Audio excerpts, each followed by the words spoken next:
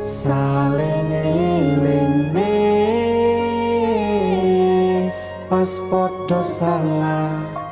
kudu dirampungne pas ono masalah kudu ono salah siji sing gelem ngalah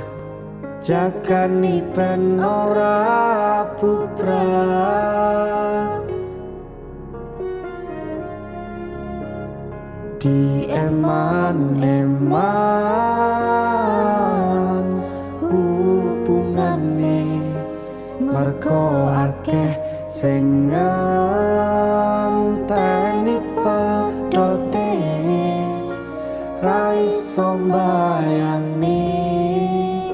yen sampean ra ning kene saajur apa ati rasane.